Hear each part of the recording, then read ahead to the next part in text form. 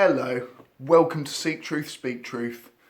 This is my channel. I'm an ex-flat earther and I do everything I can in my power now to let the world know flat earth is a con. I try and think of lots of ways. Obviously we have photos, most proofs, deny, deny, deny, deny, deny. So I just try and think of all different ways to actually prove this globe to people, to give them a trigger in their head. If you're a real true truth seeker, you will realise that flat earth is nonsense. One thing that I thought about, and luckily there is a video on it, so I'm going to show you after this. The road grid system in America, trying to lay a two-dimensional grid on a three-dimensional object will cause problems. The roads had to be designed to take into account curvature. You will often hear, oh, no curvature is ever considered when making these bridges, etc., etc. If you actually looked into it, yes it is. More or less any bridge is going to have to take into consideration the curvature of Earth because they're long expanses. Obviously the road network in America is huge, so things had to be done to help put a 2D grid onto a three-dimensional sphere. And again, what will we have flat earthers say? Oh, it's all made up. They just did that. So people back then realised, hang on a minute, we've got to remember to try and hide the globe. So we've got to pretend that we're making corrections, even though we don't actually need to. If these corrections were on a flat surface, it wouldn't work. It wouldn't work because the corrections would be pointless. Everything could just be at right angles, and it is not. So I'm going to explain first what is going on, why the roads had to be changed, and then show you the visual for that. Let's do it. What you're given, that's how we live it. Don't be mad at the system, it's simply how we've existed. I hear a lot of people talking like they politicians and choose to be an accountant because it's safe.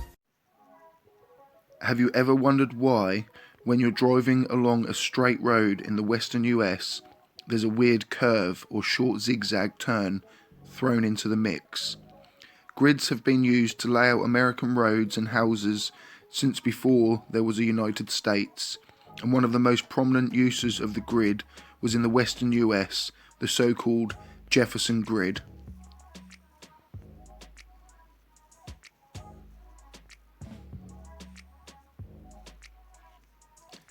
As most people know, the Earth is roughly spherical.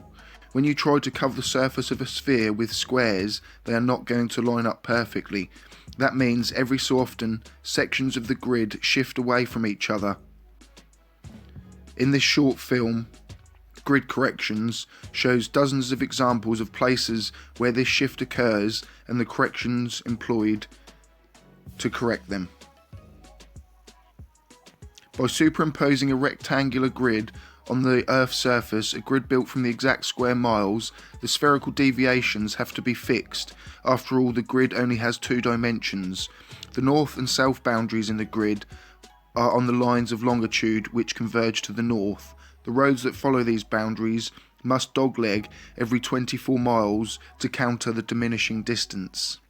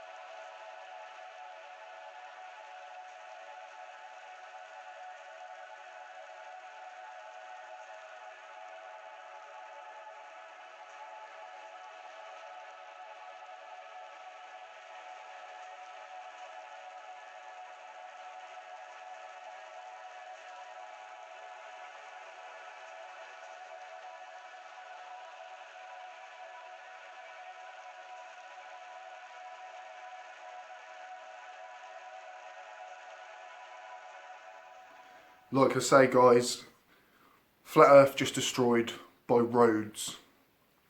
There are thousands of ways to do it. I just like giving visuals. I know most flat earthers actually think in 2 dimensions because I did as well. But once you can get your mind into that 3rd dimension, you realise how impossible flat earth actually is. Quick simple video. It does destroy flat earth. Please tell me if you think it doesn't and why. Just another one of the thousands of ways to prove that flat earth is nonsense. I'm going to be back in a couple of hours with another video, this time aimed at Sleeping Warrior. He's been a naughty, naughty boy, and I'm about to expose him again. Stay safe and keep it global. What you're given, that's how we live it. Don't be mad at the system, it's simply how we've existed.